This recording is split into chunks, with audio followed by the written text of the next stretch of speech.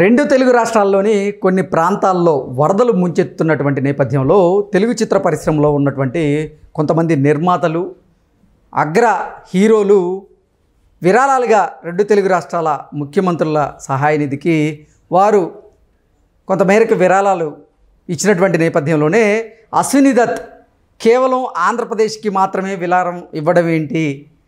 ఆయన సినిమాలు తెలంగాణలో కూడా ఆడుతున్నాయి కదా, తెలంగాణ నుంచి కూడా ఆయనకి డబ్బు వస్తుంది కదా, మరి అశ్విని దత్ గారు కేవలం ఆంధ్రప్రదేశ్కి మాత్రమే విరాళం ఇవ్వడం ఏంటి అంటూ ప్రశ్నిస్తూ విద్యార్థి సంఘాల నాయకుడు శ్రీకాంత్ యాదవ్ కొన్ని వ్యాఖ్యలు అయితే చేయడం జరిగింది.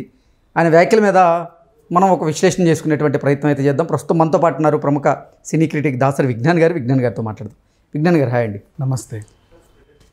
రెండు తెలుగు రాష్ట్రాల్లోని కొన్ని ప్రాంతాలని వరద ముంచెత్తున్నటువంటి నేపథ్యంలోనే తెలుగు చిత్ర పరిశ్రమలో ఉన్న కొంతమంది అగ్ర నిర్మాతలు, అలాగే డైరెక్టర్లు, ప్రముఖ హీరోలు కూడా సీఎం సహాయ నిధికి కొన్ని విరాళాలు ఇస్తున్నటువంటి నేపథ్యంలో అశ్విని దత్ కూడా ఆంధ్రప్రదేశ్ ప్రభుత్వానికి కొన్ని విరాళాలు ఇచ్చారు.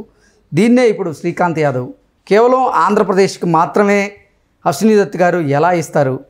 తెలంగాణ రాష్ట్రంలో అతను సినిమాలు ఆడుతున్నాయి కదా, తెలంగాణ నుంచి కూడా అతను సంపాదించుకుంటున్నాడు కదా, మరి కేవలం ఆంధ్రప్రదేశ్కి మాత్రమే ఇవ్వడం ఏంటి?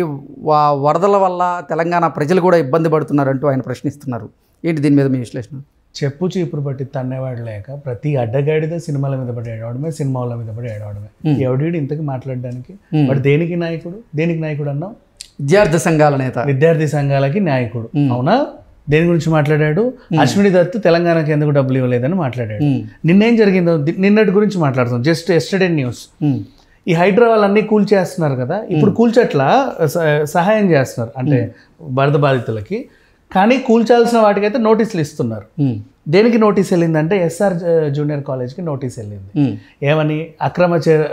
చెరువులు ఆక్రమించి నిర్మించిన కట్టడం అండి మీ కాలేజ్, దీన్ని కూల్చేయాల్సిన పరిస్థితి వచ్చింది, కూల్చండి అని.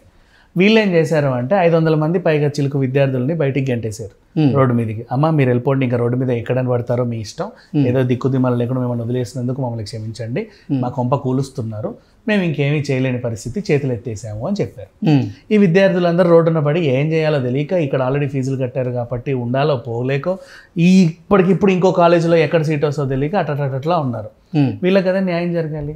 వీళ్ళ గురించి ఎవడు పోరాడాలి? విద్యార్థి సంఘాలకి వీళ్ళు ఎంచుకున్న ఒక నాయకుడు అనేవాడు ఉంటాడు కదా, వాడెవడైతే ఉన్నాడో వీళ్ళ కోసం పోరాడాలి. అది జరిగింది. వీళ్ళనందరినీ అదే ఆ కాలేజ్ వదిలేసినట్టు ఈయన కూడా రోడ్ల మీద వదిలేసి సినిమా వాళ్ళ మీద పడి వాళ్ళకి అంత ఇచ్చావు వీళ్ళకి ఎందుకు ఇవ్వలేదు, అక్కడ అంత ఇచ్చావు ఇక్కడ ఎందుకు ఇవ్వలేదు అని మాట్లాడుతున్నాడు. మళ్ళీ ఇంకా అంతకు మించి తెలంగాణలో నువ్వు టికెట్లు అమ్ముకోలేదా, నీ కల్కి సినిమాకి కోట్లు దండుకోలేదా, తెలంగాణ సొమ్మంతా తింటావు, మా తెలంగాణకు మాత్రం అన్యాయం చేస్తావా, నువ్వు ఎక్కడున్నావో చెప్పు, ప్రతి స్టూడియోని ముట్టడిస్తాం, నీ ఆఫీస్ కూల్ చేస్తాం, అసలు నిన్ను గెంటేస్తాం తెలంగాణ నుంచి, నీ నెక్స్ట్ సినిమాని ఇక్కడ ఆడనివ్వం, నేను బాయ్కాట్ చేస్తున్నావు, మర్యాదగా అక్కడ ఎంత ఇచ్చావు ఇక్కడ ఎంత ఇస్తావా ఇవ్వు, లేదా నీకు 24 hours టైం ఇస్తున్నా అంట. ఎవడీడు అసలు? దేనికి ఇచ్చాడు వీడు? ఎవరికి ఇచ్చాడు టైము? ఇప్పుడు అసలు విషయం మాట్లాడుకుంటే అశ్విని దత్ అనే ఒక ఆయన విజయవాడలో పుట్టి ఒక ఉన్నత స్థాయికి వచ్చి ఏదో ఒక వ్యాపార రంగంలో బాగా ఎదిగి ఉన్న టైంలో అనుకోకుండా ఆయన పుట్టిన ఊరు ప్రమాదంలో ఉంది, మొత్తం మునిగిపోయింది.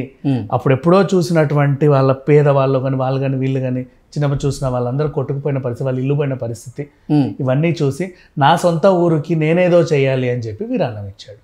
ఇది ఓవరాల్గా జరిగిన సిట్యువేషన్.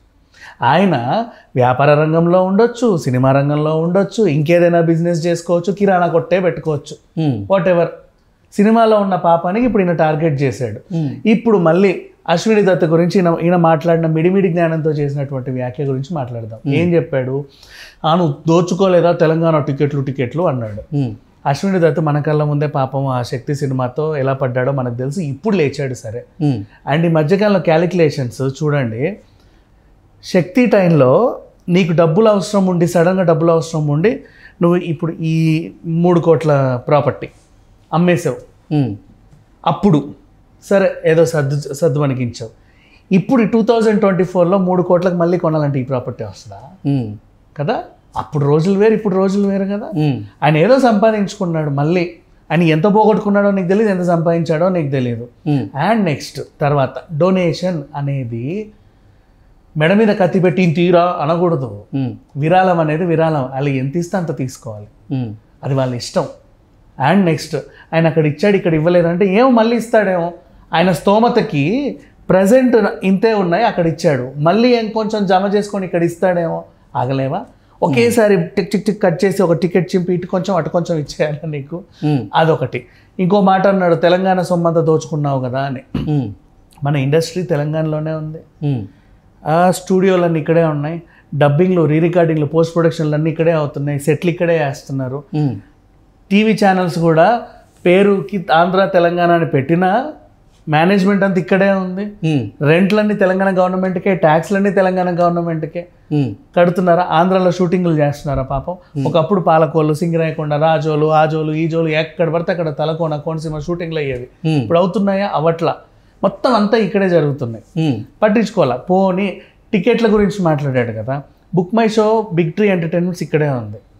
ఆంధ్ర అంతా టికెట్లు అమ్ముకుంటాడు, మనం కింద ట్యాక్స్ కూడా కడతాం టికెట్కి, ఆ ట్యాక్స్ లో నేను తీసుకొచ్చి తెలంగాణ గవర్నమెంట్కే కడుతున్నాడు. సో అశ్విని దత్ తన సినిమాలో సంపాదించింది ఆంధ్రాకి ఏమి ఇవ్వాల, మొత్తం తెలంగాణ గవర్నమెంట్కే ఇచ్చాడు, అది వీడికి తెలియదు. అలా మాట్లాడుతున్నాడు, నువ్వు దోచుకున్నావు కదా మా సొమ్మంతా, ఇప్పుడు ఎందుకు ఇవ్వలేదని. ఒరే నువ్వు దీనికంటే బదులు ఆ పిల్లలు టైంకి ఎవరైతే బయటకు వచ్చారో 500 మంది పిల్లలు రోడ్ల మీద ఉంటే వాళ్ళని కదా పట్టించుకోవాలి. నీకెందుకు సినిమాల గురించి, అశ్విని దత్ గురించి స్టూడియోకి వెళ్ళి గొడవ చేయడానికి? నువ్వెవడో అసలు, ఏం సంబంధం ఉంది?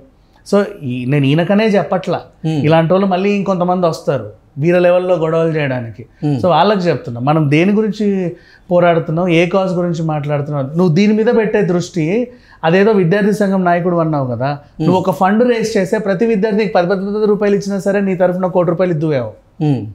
ఆయన స్తోమతకి ప్రజెంట్ ఇంతే ఉన్నాయి అక్కడ ఇచ్చాడు, మళ్ళీ ఇంకొంచెం జమ చేసుకొని ఇక్కడ ఇస్తాడేమో, ఆగలేవా?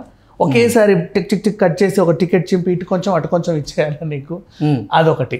ఇంకో మాట అన్నాడు, తెలంగాణ సొమ్మంతా దోచుకున్నావు కదా అని. అప్పుడు కూడా నువ్వు ఒక గొప్ప నాయకుడు అయిపోతావు. అయ్యాన్ని వదిలేసి ఇక్కడ ఎందుకు? నీకు నాలెడ్జా లేదు, ఆయన ఎవరో కూడా నీకు తెలియదు, ఆయన ఎందుకు ఇచ్చాడో నీకు తెలియదు. నీ డిమాండ్ ఒకటే, నువ్వు ఆంధ్రాకి ఇచ్చావు, తెలంగాణకి ఎందుకు ఇవ్వలేదు, ఎప్పుడు ఇస్తాడో కూడా నాకు తెలియదు, క్లారిటీ లేదు, ఇది సంగతి అని అందరు ఇలా పడుతున్నారు. ఇకపోతే అశ్విని దత్ పక్కన పెట్టేస్తే మిగతా హీరోలందరూ కూడా తగిన సహాయం చేస్తున్నారు. మన సందీప్ కిషన్కి హోటల్స్ ఉన్నాయి కాబట్టి ఫుడ్ పంపించాడు, అండ్ టాప్సీ శానిటరీ ప్యాడ్స్ పంపించింది లేడీస్కి, అండ్ ఈ పక్క రాష్ట్రంలో ఉన్న అక్షయ్ కుమార్ కూడా శానిటరీ ప్యాడ్ మిషన్స్ పంపించాడు. సోను సూద్ కూడా స్పందించాడు. బోల్డ్ అంతమంది స్పందిస్తున్నారు, వాళ్ళకి తగిన సహాయం చేస్తున్నారు. సహాయం చేసినప్పుడు తీసుకోవాలి, అంతేగాని ఇంత చేయండి, ఈ మోతాదులో చేయండి, దీనికంటూ కొన్ని క్యాలిక్యులేషన్స్ ఉన్నాయి. ముందు సహాయం చేసే ముందు మా దగ్గర రసీదు తీసుకోండి, ఇవన్నీ చేయకూడదు, తప్పదే. ఓకే అండి, thank you so much. Thank you.